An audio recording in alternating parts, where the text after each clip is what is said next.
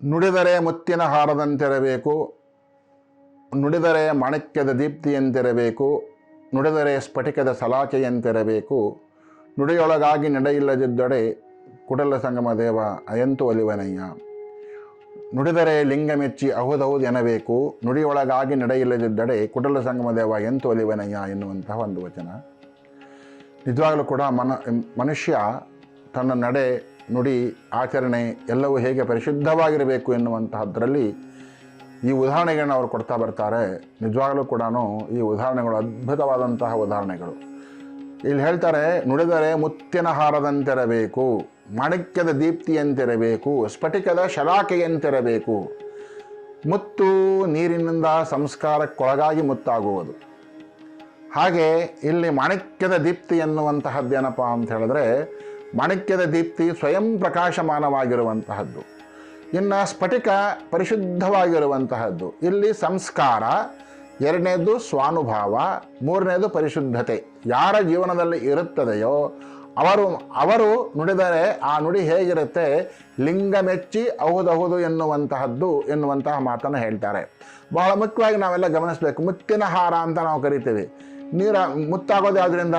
ನೀರಿನ ಹನಿಯಿಂದ. ಸ್ವಾತಿಯ ಮಳೆಯ ಹನಿಯ ನೀರು ಕಪ್ಪೆಯ ಚಿಪ್ಪಿನಲ್ಲಿ ಸೇರಿ ಸಂಸ್ಕಾರಕ್ಕೆ ಒಳಗಾಗಿ ಮುತ್ತಾದ ಮೇಲೆ ಮತ್ತೆ ಅದು ಏನಾಗೋದಿಲ್ಲ, ನೀರಾಗೋದಿಲ್ಲ. ಆದರೆ ಒಂದು ಕಡೆಗೆ ಹೇಳ್ತಾರೆ ಏನು, ಆಕಾಶಾತ್ ಪತಿತೋತೋಯಂ ಯಥಾಗಚ್ಚತಿ ಸಾಗರ ಎನ್ನುವಂತಹ ರೀತಿಯಲ್ಲಿ ಸಮುದ್ರ ತಾನು ಮೋಡವಾಗಿ ಆವಿಯಾಗಿ ಮೋಡವಾಗಿ ಹನಿಯಾಗುತ್ತೆ. ಆದರೆ ಅದೇ ಹನಿ ಮತ್ತೆ ಬಿದ್ದು ಹರಿದು ಹಳ್ಳವಾಗಿ ನದಿಯಾಗಿ ಸಮುದ್ರವನ್ನು ಸೇರುತ್ತೆ. ಅದು ಇದು ಪುನರಪಿ ಜನನಂ ಪುನರಪಿ ಮರಣಂ ಎನ್ನುವಂತಹದ್ದಕ್ಕಾದರೆ ಇಲ್ಲಿ ಮುಖ್ಯವಾಗಿ ಏನಪ್ಪ ಅಂತ ಹೇಳಿದ್ರೆ, ಈ ನೀರು ಸ್ವಾತಿಯ ಮಳೆಯ ಹನಿಯ ನೀರು ಕಪ್ಪೆಯ ಚಿಪ್ಪಿನಲ್ಲಿ ಸೇರಿ ಸಂಸ್ಕಾರಕ್ಕೆ ಒಳಗಾಗಿ ಆಮೇಲೆ ಏನಾಗ್ತದೆ, ಅದು ಶಾಶ್ವತವಾದ ಬದುಕನ್ನು ಕಾಣುತ್ತೆ.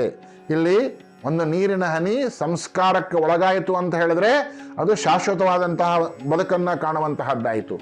ಇನ್ನು ನುಡಿದರೆ ಮಾಣಿಕ್ಯದ ದೀಪ್ತಿ ಅಂತಿರಬೇಕು. ಮಾಣಿಕ್ಯ ಯಾವಾಗಲೂ ಕೂಡ ಎಲ್ಲೇ ಇಟ್ಟರೂ ಕೂಡ ತಾನು ಸ್ವಯಂ ಪ್ರಕಾಶಮಾನವಾಗಿ ಬೆಳಗುತ್ತೆ ಎನ್ನುವಂತಹದ್ದನ್ನು. ದೀಪ ಉರಿಬೇಕಾದ್ರೆ ಎಣ್ಣೆ ಬೇಕು, ವಿದ್ಯುತ್ ದೀಪ ಉರಿಬೇಕಾದ್ರೆ ಕರೆಂಟ್ ಬೇಕು. ಹಾಗೆ ಯಾವುದೇ ದೀಪ ಉರಿಬೇಕಾದ್ರೆ ಮತ್ತೊಂದರ ಸಹಾಯ ಬೇಕು. ಆದರೆ ಮಾಣಿಕ್ಯಕ್ಕೆ ಯಾವ ಸಹಾಯವೂ ಇಲ್ಲದೇ ತಾನೇನಾಗಿರ್ತದೆ, ಸ್ವಯಂ ಪ್ರಕಾಶಮಾನವಾಗಿ ಹೊಂದಿರುತ್ತದೆ. ಹಾಗೆ ಯಾವುದೇ ಒಬ್ಬ ವ್ಯಕ್ತಿ ತಾನು ಶಾಸ್ತ್ರವನ್ನು ಓದಿರಬಹುದು, ವೇದಗಳನ್ನು ಓದಿರಬಹುದು, ಪುರಾಣಗಳನ್ನು ಕೇಳಿರಬಹುದು, ಎಲ್ಲ ರೀತಿಯಾದಂತಹ ಅನುಭವವನ್ನು ಕೇಳಿರಬಹುದು. ಆದರೆ ಇಲ್ಲಿ ಸ್ವಾನುಭಾವಿಯಾಗಿರಬೇಕು ಎನ್ನುವಂತಹ ಮಾತನ್ನು ಹೇಳ್ತಾರೆ. ಅದಕ್ಕೆ ಹೇಳ್ತಾರೆ, ಯಶ್ಯನಾಸ್ತಿ ಸ್ವಯಂ ಪ್ರಾಜ್ಞಃ ಶಾಸ್ತ್ರಂ ತಸ್ಯ ಕರೋತಿ ಕಿಂ. ಯಾರಿಗೆ ತನ್ನ ಸ್ವಂತ ವಿವೇಕ ಇರುವುದಿಲ್ಲವೋ ಅವನು ಇನ್ನೊಬ್ಬರಿಗೆ ಏನನ್ನು ಹೇಳಲಿಕ್ಕೆ ಸಾಧ್ಯ ಎನ್ನುವಂತಹ ಮಾತನ್ನು ಹೇಳ್ತಾನೆ. ಹಾಗಾಗಿ ಇಲ್ಲಿ ಸ್ವಯಂ ಅನುಭವ ಅಂದರೆ ಏನೇ ಶಾಸ್ತ್ರಗಳನ್ನು ಓದಿದರೂ ಕೂಡ ನಾನು ಇಂದಿನ ದಿನಕ್ಕೆ ಅದನ್ನು ಹೇಗೆ ಆಚರಣೆಯನ್ನು ಮಾಡಲಿಕ್ಕೆ ಸಾಧ್ಯ ಎನ್ನುವಂಥ ಯೋಚನೆಯನ್ನು ಯಾರು ಮಾಡ್ತಾನೋ ಅವನಿಗೆ ಸ್ವಾನುಭಾವಿ ಅಂತ ಕರೀತಾರೆ. ಅದಕ್ಕೆ ಹೇಳ್ತಾರೆ, ಸ್ವಾನುಭಾವದ ನೆಲೆಯ ನಾನೇನ ಬಲ್ಲನೆ ಎನ್ನುವಂತಹ ಒಂದು ವಚನದಲ್ಲಿ ಹೇಳ್ತಾರೆ ಗುರುಕರ್ಣ ತ್ರಿವಿಧಿಯಲ್ಲಿ. ಹಾಗಾಗಿ ಇಲ್ಲಿ ಸ್ವಾನುಭಾವ ಬೇಕು ಎನ್ನುವಂತಹ ಮಾತನ್ನು, ಆ ಸ್ವಾನುಭಾವ ಇದ್ದರೆ ಮಾತ್ರ ಅವನೇನಾಗ್ತಾನೆ ಅಂದರೆ ಆ ನುಡಿ ಅದು ಅನುಭವದಿಂದ ಕೂಡಿರತಕ್ಕಂಥ ನುಡಿಯಾಗಿರುತ್ತದೆ ಎನ್ನುವಂತಹದ್ದನ್ನು. ಇನ್ನು ಸ್ಫಟಿಕ ಅಂತ ಹೇಳಿದ್ರೆ ಇದು ಪರಿಶುದ್ಧವಾಗಿರುವಂತಹದ್ದು. ಅವನ ಜೀವನ ಹೇಗಿರಬೇಕು ಅಂತ ಹೇಳಿದ್ರೆ ಸ್ಫಟಿಕದಷ್ಟೇ ಪರಿಶುದ್ಧವಾಗಿ ಇರಬೇಕು ಎನ್ನುವಂತಹದ್ದನ್ನು ಪ್ರತಿಪಾದನೆಯನ್ನು ಮಾಡ್ತಾರೆ. ಹಾಗಾಗಿ ಇಲ್ಲಿ ಒಂದು ಸಂಸ್ಕಾರ, ಎರಡನೇದು ಸ್ವಾನುಭಾವ, ಮೂರನೇದು ಪರಿಶುದ್ಧತೆ ಯಾರ ಜೀವನದಲ್ಲಿ ಇರುತ್ತದೆಯೋ ಅಂತಹ ಮಾತನ್ನು ಇಡೀ ಜಗತ್ತು ಒಪ್ಪುತ್ತೆ ಎನ್ನುವಂತಹದ್ದನ್ನು. ಆ ಮಾತಿನಲ್ಲಿ ಅವನಿರ್ತಾನೆ, ಅವನು ಆ ಮಾತನ್ನು ಆಡುವಂತಹ ಸ್ಥಿತಿಯಲ್ಲಿ ಇಡೀ ಪರಿಪೂರ್ಣವಾದಂತಹ ಅನುಭಾವಿ ಅವನಾಗಿರ್ತಾನೆ. ಆ ಅನುಭಾವದಿಂದ ಕೂಡಿದಂತಹ ಮಾತುಗಳು ಏನಾಗ್ತವೆ ಅಂತ ಹೇಳಿದ್ರೆ ಲಿಂಗ ಮೆಚ್ಚಿ ಹೋಗಬೇಕು. ಈ ಜಗತ್ತಿನಲ್ಲಿರ್ತಕ್ಕಂಥ ಪ್ರತಿಯೊಂದು ವಸ್ತುವು ಕೂಡ, ಪ್ರತಿಯೊಂದು ಜೀವಿಯೂ ಕೂಡ ಅವನ ಮಾತನ್ನು ಒಪ್ಪಲಿಕ್ಕೆ ಸಿದ್ಧವಾಗ್ತಾರೆ ಎನ್ನುವಂತಹ ಮಾತನ್ನು. ಹಾಗಾಗಿ ಅಂತಹ ಮಾತು ಯಾರಲ್ಲಿ ಇರುತ್ತದೆಯೋ ಅವರನ್ನು ಏನಂತ ಕರೀತಾರೆ, ಅವರು ಈ ಲೋಕದಲ್ಲಿ ಅವರನ್ನು ಶರಣರು ಎನ್ನುವಂತಹ ಮಾತಲ್ಲಿ ಕರೀತಾರೆ. ಹಾಗಾಗಿ ಇವತ್ತು ಶರಣರ ಎಲ್ಲ ನುಡಿಗಳನ್ನು ಅದಕ್ಕೆ ಹೇಳ್ತಾರೆ, ನಿಮ್ಮ ಶರಣರ ಸುಳ್ಳುನುಡಿಯ ಒಂದು ಅಡೆಗಳಿಗೆ ಎತ್ತಡೆ ನಿಮ್ಮ ನಿತ್ಯ ಕಾಣ ರಾಮನಾಥ ಎನ್ನುವಂತಹ ಮಾತನ್ನು ನಾವು ಆಧಾರವಾಗಿ ತೆಗೆದುಕೊಂಡ್ರೆ ಆ ನುಡಿಗಳು ಹೇಗಿರ್ತಿದ್ವು ಅಂತ ಹೇಳಿದ್ರೆ ಅವರ ಬದುಕಿನಲ್ಲಿ, ಅವರ ಭವಿಷ್ಯದಲ್ಲಿ ಅವರಿಗೆ ಉಜ್ವಲವಾದಂತಹ ಒಂದು ಅನುಭವವನ್ನು ಕೊಟ್ಟು ಆ ಅನುಭವದ ಮೂಲಕವಾಗಿ ತಮ್ಮ ಇಡೀ ಕಾಯಕವನ್ನು ಲೋಕಕ್ಕೆ ಅರ್ಪಣವನ್ನು ಮಾಡುವಂಥ ಸ್ಥಿತಿ ಇರ್ತಾ ಇತ್ತು. ಹಾಗಾಗಿ ಲಿಂಗ ಮೆಚ್ಚಿ ಹೌದು ಹೌದು ಎನ್ನುವಂಥ ಸ್ಥಿತಿಯಲ್ಲಿ ಈ ವಚನಗಳನ್ನು ಅವರು ಬರೀತಾ ಬರ್ತಾರೆ.